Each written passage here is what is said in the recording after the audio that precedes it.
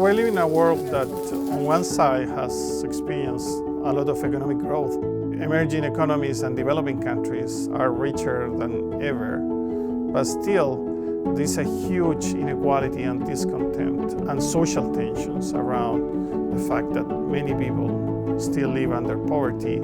Over these years, I've certainly seen the growth of the private equity industry from being non-existent in the emerging markets to being a very vibrant, thriving industry today. Yet, the bulk of that industry still is at the top end. At the moment, it's not easy to wake up and say, I want to start a business. And if you're a startup, for example, you don't necessarily have the infrastructure as startups would in Silicon Valley or in Europe. Small businesses make up the engine of most emerging market economies. They're the biggest creators of jobs, and they're key kind of dynamic players in these economies. SGBs may not be Silicon Valley unicorns, but they are doing incredibly important work, and we need somebody talking about that and creating a space where the world knows about this work. ANDE recognized early on that there were a lot of organizations starting to work with these growing businesses, but there was nobody that brought those organizations together.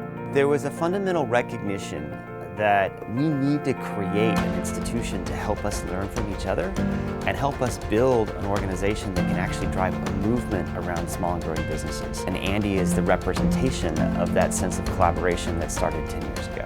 We started with an initial group of 34 organizations, but over the last 10 years, we've grown to a membership of almost 300 organizations.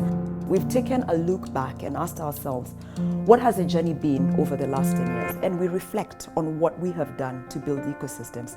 ANDE's work has been really catalytic. The political condition, the economic condition of a country might be different from another one, but when people start working together, they can actually learn from each other and apply those on a local level and be able to accelerate progress. The chapter played a really important role in making this bridge, not only from the north to the south, but also in the South-South collaborations. We've really inspired people globally to take steps that they might not otherwise take, to persist when they might otherwise give up, and to set their aspirations high because the achievements are possible. It's simply a question of whether all of the right networks and resources can be pulled together. Because of ANDE and because of that network, now I am far more confident that I can make a working system. I am far more confident of success. Being at ANDE, I know that every meeting,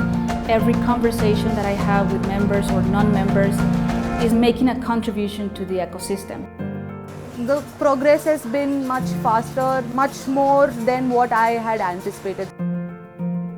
The encouragement, the lessons that others have learned that you can apply to your business, it's made such a huge difference. When the entrepreneurs are able to scale and grow their small businesses, then the impact grows as well.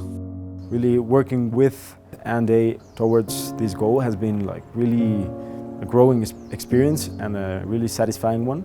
We wouldn't be here without them. I think ANDE's biggest impact has been not only helping to connect different members of the ecosystem, but really helping us all to deepen our relationships. I don't think anyone else helps with building and deepening that network anywhere near as much as ANDE does.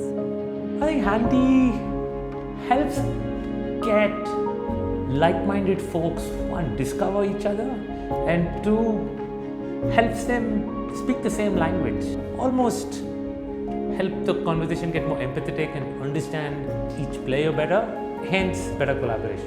It has managed to bring people who are essentially competing for the same resources to a place where once they're thinking about themselves as ANDE members, they put their competitive hat aside and they begin to collaborate. Working together sort of emboldens you and emboldens your voice to make the change that you think the country needs, and that's what ANDE's ethos is. Collaborative action can do a lot more than an organization working alone. So our goal was to draw attention to this segment and to support its growth in whatever way we could. But then we're also looking forward and we're asking ourselves, what do the next 10 years look like?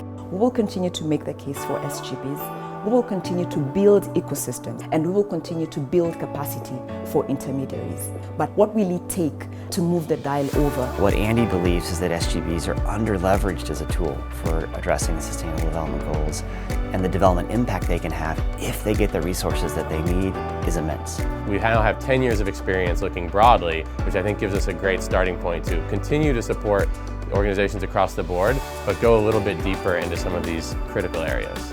So there are 3 Sustainable Development Goals around which we're going to kind of deep dive.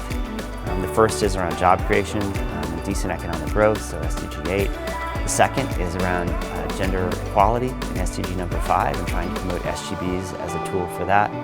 And the third is focused on entrepreneurial approaches to environmental action. So driven by the climate crisis that we face today, we feel like we have to respond, and that we as ANDE can lead and help our members recognize the opportunities that exist to support climate-focused businesses, to help small and growing businesses around the world prepare to adapt to the climate change that's taking place, and to look for ways to promote environmentally sensitive approaches to helping to build prosperous countries. So we're going to dive deep into those 3 while maintaining kind of a broad set of activities to help all of our members.